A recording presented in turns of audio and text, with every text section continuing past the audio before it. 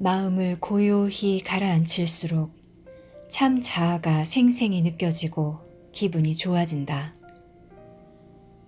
마음이 고요한 만큼 기분도 더 좋다. 사랑과 베품이란 말은 사실 동의어이다. 기쁨을 느끼는 열쇠는 베푸는 마음 속에 숨겨져 있다. 온전히 가질 때 우리는 만나는 모든 사람에게 모든 것을 주고 싶어 한다. 그러면 우리는 무한한 기쁨을 가지게 된다. 이것은 너무나 중요하다. 베푸는 마음에 비밀이 있는 것이다. 이것은 물론 물질적 베품을 뜻하는 것이 아니다. 유감스럽게도 크리스마스는 온통 물질적 베품의 향연으로 오염되어 버렸지만 말이다. 크리스마스는 그리스도와 관련된 날이다. 그리스도는 인간 예수가 아니다. 그리스도는 예수가 얻었던 그리스도 의식을 뜻한다. 예수와 그리스도를 따로 떼놓으면 그의 말과 성경의 의미를 더 잘 이해할 수 있다. 그가 나는 길이다 라고 말했을 때 그는 예수인 자신을 가리킨 것이 아니라 그리스도 의식을 가리킨 것이다. 더 나아가기 전에 그리스도와 예수의 의미를 설명해야겠다. 예수는 물론 약 2000년 전에 지상에 태어났던 사람이다. 그는 정의, 곧 올바른 용법을 통해 세상을 올바로 이용하여 그리스도 의식을 성취했다. 그럼으로써 그는 우리 모두가 가야 할 불멸의 길을 보여주었다. 우리는 죽음을 죽여야 한다. 즉, 죽음에 대한 모든 생각을 의식에서 몰아내고 그 자리에 오로지 영원성과 불멸성이 자리 잡게 해야 한다. 그는 그것을 우리에게 보여주기 위해 스스로 십자가에 매달렸다. 그리하여 그는 부활을 통해 불멸성을 입증했다. 길을 보여주는 인도자로서 그는 자신의 삶을 바쳐 우리에게 그 길을 보여주었다. 그리스도 의식은 우리가 속세에서 버둥거리다가 빠져드는 이 구렁텅이에서 우리를 건져주는 의식이다. 세상의 모든 불행과 끔찍한 고통에서 우리를 구해주는 것은 그리스도 의식의 성취이다. 우리를 모든 난관에서 해방시켜 불멸의 길로 인도해주는 것은 그리스도 의식이다. 우리가 예수가 되려고 한다면 우리도 그가 겪었던 모든 시험과 고난을 겪을 것이다.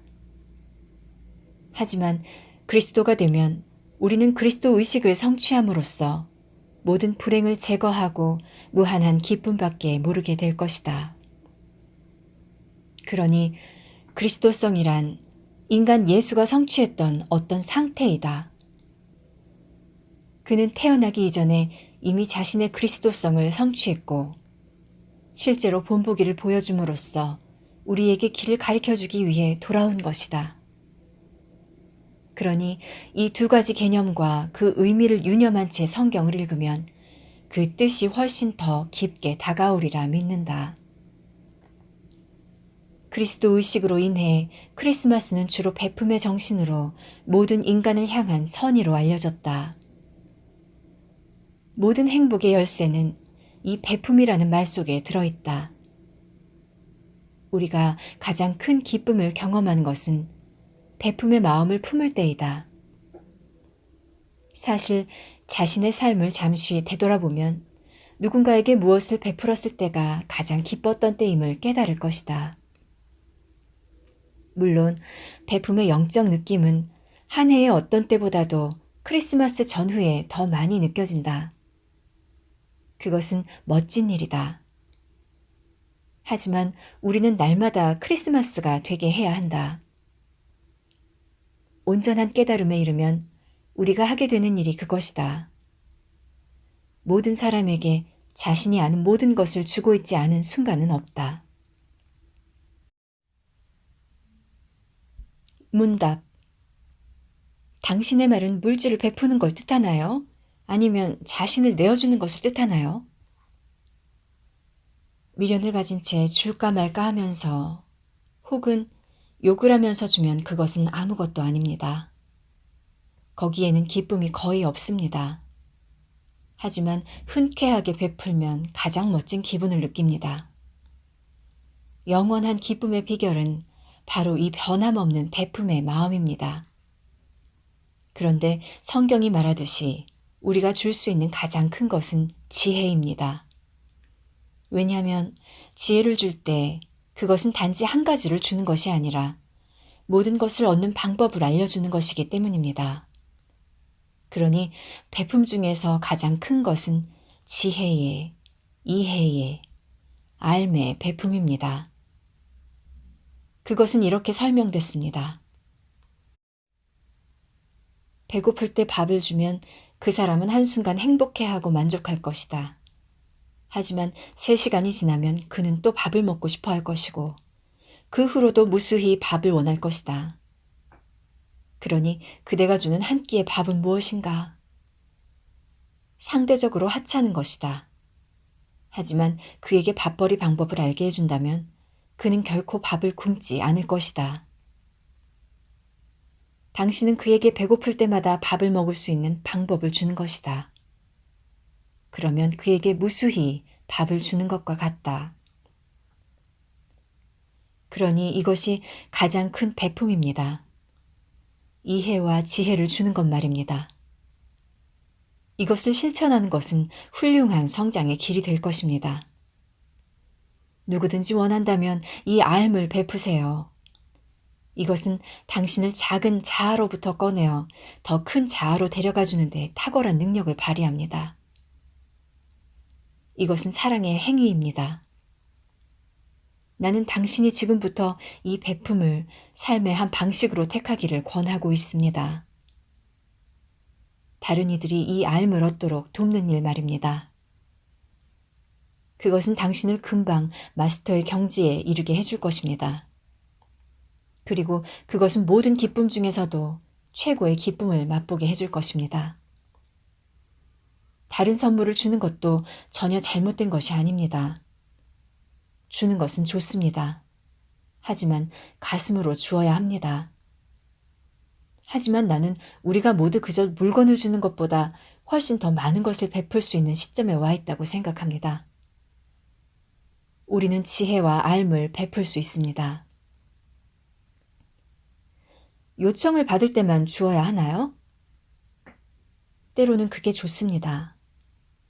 요청하지 않는 사람을 도우려고 할 때 그것은 그저 자신의 에고를 표현하는 것이 되어버릴 수 있습니다. 난 네가 알아야만 할 것을 알고 있어. 이런 식이지요. 상대방은 원하지도 않는데 높은 자리에 내가 뭔가를 가르치려 드는 것이지요. 그것은 내 쪽 에고의 표현이 되어버리기 십상입니다. 그러니 요청을 받았을 때 베푸는 것이 낫습니다. 느낌이 아주 민감해져서 요청을 받지 않고도 사람들이 필요한 것을 말해주게 되는 때도 있나요? 예, 있습니다. 에고를 놓아보내고 나면 저절로 타인들과 더 잘 동조됩니다. 그들이 요청할 필요조차 없게 되는 경지에 이르지요. 도움을 요청하는 사람이 사실은 도움을 원하지 않는다는 사실을 발견할 수도 있습니다. 마찬가지로 어떤 사람들은 도움 따위는 바라지 않아 하면서도 사실은 도움을 갈구하기도 합니다. 이런 상황을 다루려면 약간의 경험이 필요합니다. 하지만 성장해 가면서 에고를 놓아보내면 타인들에게 더 잘 동조해서 저절로 그들을 돕게 되는 건 사실입니다. 그리고 상황이 어떻든 그게 어디든 상관없이 우리는 늘 사람들을 돕게 됩니다. 그가 시장에서 만나는 점원일 수도 있고 길에서 마주치는 사람일 수도 있습니다. 늘 일어나야 하는 어떤 베품의 상태가 상존합니다. 그리고 그것이 반드시 지혜의 말이어야만 하는 것도 아닙니다. 한마디의 말, 사랑의 표현이 될 수도 있습니다. 사람들을 도우려는 것이 그들을 해치지는 않을 겁니다. 그게 모든 베품 중에서도 가장 큰 베품일 것입니다. 질문이 더 있나요? 그리스도의 재림은 무엇입니까? 그리스도의 재림은 예수의 재림과 같지 않습니다. 그리스도의 재림은 우리가 그리스도 의식을 성취하는 것입니다. 우리의 그룹은 예수와 가까워서 매우 다행입니다. 예수는 우리에게 관심이 아주 많아서 그가 가진 모든 권능으로 우리를 돕고자 합니다. 하지만 그 권능은 우리가 받아들일 준비가 되어 있지 않으면 결코 주어지지 않습니다. 강제는 없습니다. 그는 우리가 자신을 그에게 열 때만 자신의 권능을 사용할 수 있습니다. 우리가 그렇게 하기만 하면 그는 만반의 준비와 능력을 다 갖추고 바로 거기에 기다리고 있습니다. 그저 한번 해보세요. 이 생애의 끝까지 가고자 한다면 스승과의 이런 직접적인 연결이 있어야만 합니다. 말했듯이 이 시대에는 도인의 경지에 이르기가 너무나 어렵습니다. 그래서 스승과의 이런 연결을 가지고 있으면 우리가 이 차원계를 떠날 준비가 되었을 때 우리가 온전한 깨달음을 얻도록 그가 도와줄 것입니다. 이 길에 대한 믿음을 끝까지 지키기만 한다면 이 방 안에 이번 생애에 그것을 성취할 수 없는 사람은 없습니다. 진정으로 원하기만 하면 모든 사람이 이번 생에 그것을 성취할 수 있습니다. 그것을 성취한다는 말의 뜻을 말해 주시겠습니까? 그리스도 의식의 성취와 온전한 깨달음 말입니다. 그것을 성취한다는 것은 마스터가 되는 것입니다. 마스터란 무엇일까요? 마스터란 우주의 모든 문제에 달관의 경지에 이른 사람이고 자신의 마음을 통달한 사람입니다. 마스터는 바로 자기 안에서 자신의 무한성을 보는 사람입니다. 마스터는 스스로 제약하는 생각을 모두 지운 사람입니다. 제약의 껍질을 모두 벗겨내서 자유를 얻은 사람이지요. 그걸 이 생애에 해낼 수 있단 말씀인가요? 그럼요, 물론입니다. 그것을 다른 무엇보다도 원해야만 합니다. 세상에서 가장 값진 물건을 원하는 것보다 더 원해야만 합니다. 그렇게 하고 이 차원계를 떠날 준비가 되면 자신이 섬기는 스승의 도움을 얻을 것입니다. 그가 당신을 도와줄 겁니다. 그가 당신을 돕는 방법은 이렇습니다. 죽기 전까지 그것을 성취하지 못한다면 당신은 소위 죽음에 이르는 순간 그것을 성취하게 될 것입니다. 사람이 죽을 때는 이 생의 모든 생각과 전생들의 모든 생각이 눈앞을 지나갑니다. 이때 스승은 우리와 하나가 됩니다. 그는 우리를 자신으로 여기기 때문에 이런 생각들이 우리 마음에 올라올 때 그것은 마치 그의 마음에 올라오는 것과 같아집니다. 그래서 그는 우리와 하나가 되고 우리가 된 그가 그 생각들이 지워지도록 돕는 것입니다. 그것이 모두 지워지면 우리는 완전히 해방됩니다. 우리는 한계가 없다. 나는 이것을 받아들이지 않겠다. 나는 이 한정된 존재가 아니다. 이게 우리가 매일같이 하고 있는 일입니다. 이게 우리가 하루 종일 해야 할 일이 아닌가요? 맞아요.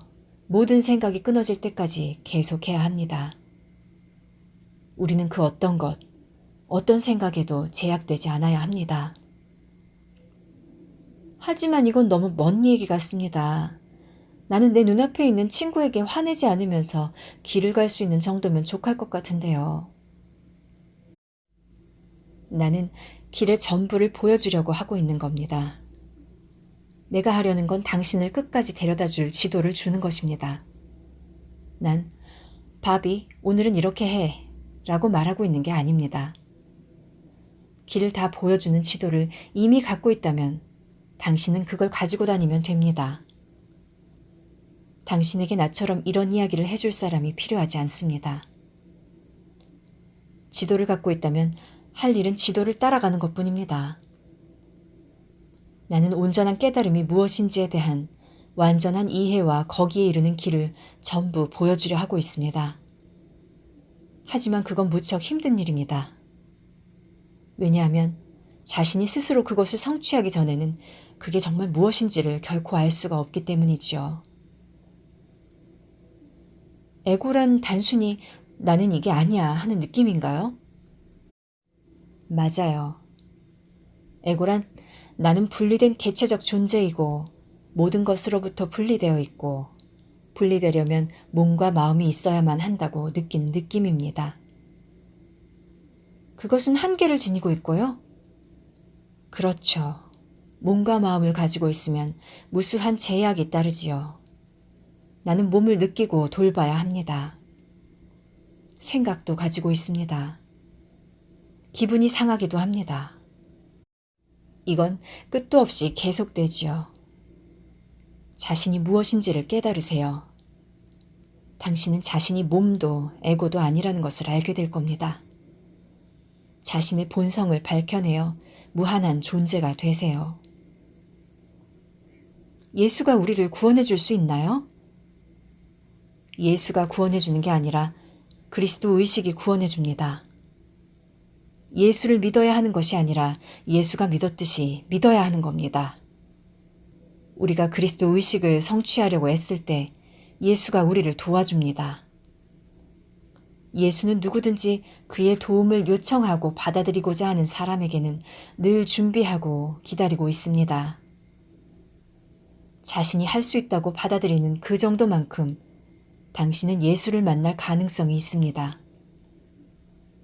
몸을 입은 예수와 이야기를 나눌 수 있다고 받아들인다면 당신은 몸을 입은 그를 만날 것입니다. 그를 계시나 꿈에서 만날 수 있다고 받아들인다면 그런 식으로 만나게 될 겁니다. 그를 하나의 임재감으로 받아들일 수 있다면 당신은 그의 임재를 느끼고 도움을 받게 될 겁니다. 모두가 당신에게 달린 일입니다. 에고. 정말로 강렬하게 내가 무엇인지를, 이 세상이 무엇인지를, 세상과 나의 관계가 무엇인지를 알기를 원한다면, 정말로 그 답을 알고자 하는 불타는 열망이 있다면, 다른 모든 생각들은 떨어져 나가고 마음은 극도의 집중 상태가 된다. 에고라는 개념은 모든 망상에, 따라서 모든 환란의 근원이다.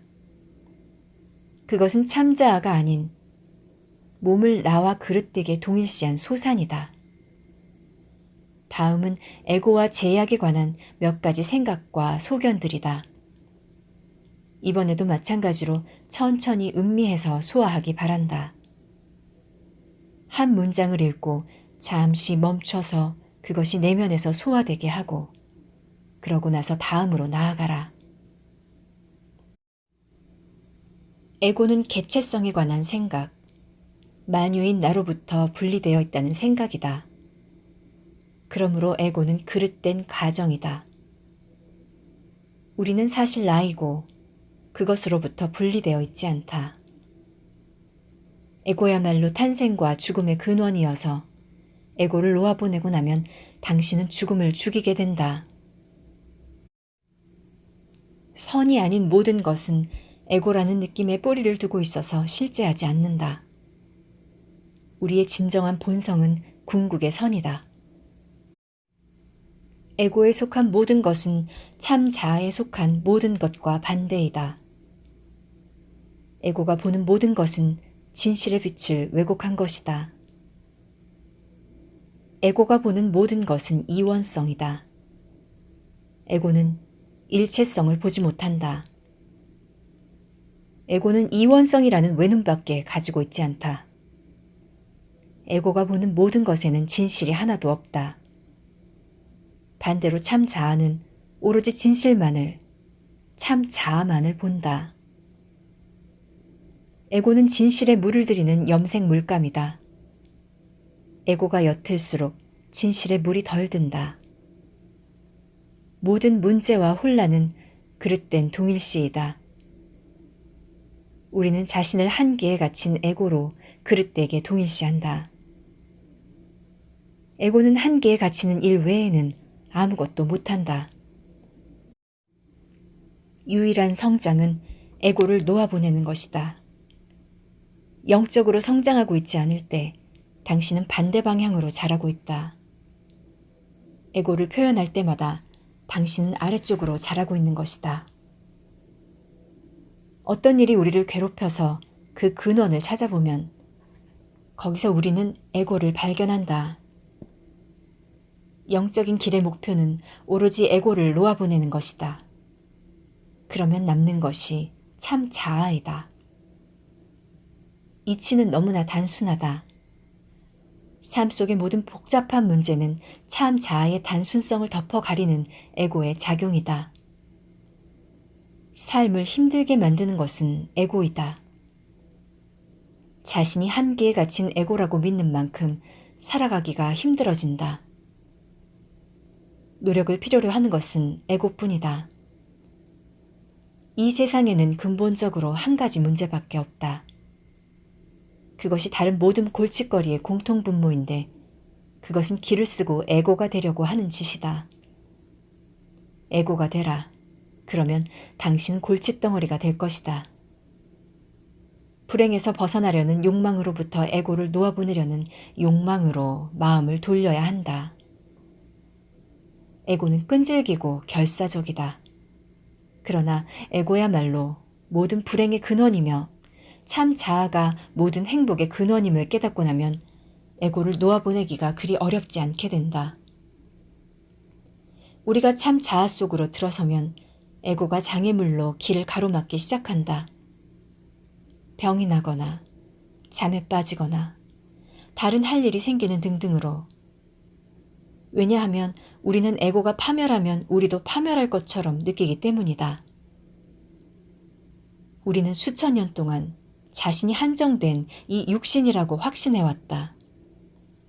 그리고 이 한정적인 생각들을 놓아보내려면 시간이 걸린다고 생각한다. 시간은 에고의 생각이다.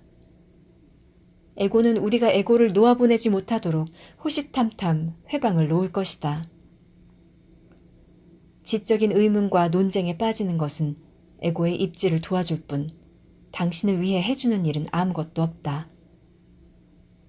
의문을 제기하면 에고가 필요해진다. 진정한 자신을 깨달으면 의문이 없어진다. 참 자아가 아닌 것에 대한 모든 탐구는 진실로부터 우리의 주의를 빼돌려서 깨달음을 지연시킨다.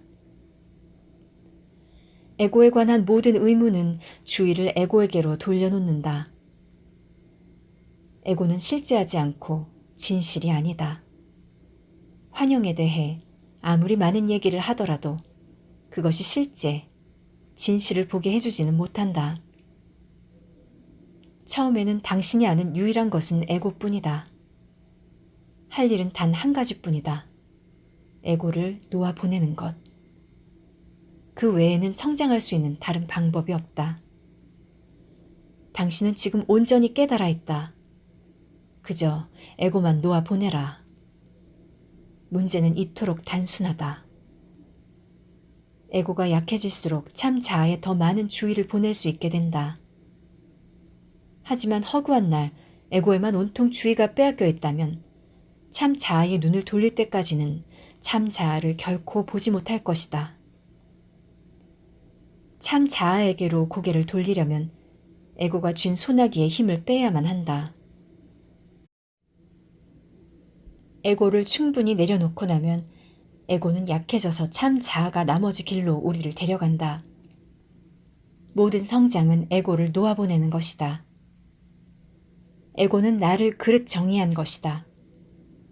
영원한 당신인 나라고 말하는 사람은 에고가 지배하지 못한다. 에고의 근원을 파헤쳐보면 그것은 당신의 참 자아임이 밝혀진다. 겸손은 에고를 놓아보내는 것이다. 마음이 상할 때는 에고의 부추김이 없는지 살펴보고 놓아보내라. 더 행복해질 것이다. 에고를 제거하지 않는 한 당신은 성장하지 않는다. 성장해서 참 자아가 될 수는 없다. 당신은 본래 참 자아이기 때문이다. 그저 그것을 덮고 있는 에고를 벗겨내라. 에고는 잠재의식을 만들어내고 유지시킨다. 잠재의식의 모든 생각은 에고에게서 나오고 에고에 의해 잠재의식 속에 감춰진다. 에고의 법칙이 당신이 모든 것으로부터 분리되어 있는 것처럼 보이게 만드는 원인이다. 높은 경지는 에고를 태워 없애는 데 사용되어야 한다. 높이 올라갈수록 에고를 더 잘 태워 없앨 수 있게 된다. 높은 곳에 이르면 이렇게 말하고 끝내버릴 수 있다. 에고의 이 모든 어리석은 반응, 이젠 지겨워. 진정한 당신, 당신의 참 자아는 무한히 크고 찬란하고 온전하고 완벽하고 완전한 평화 속에 있다. 그런데 당신은 자신이 한계에 갇힌 에고라고 생각하여 이것을 못 보게 만든다. 눈가리개인 에고를 내려놓으라. 그리고 완벽한 평화와 기쁨 속에 영원히 거하라. 그대 자신이 되라.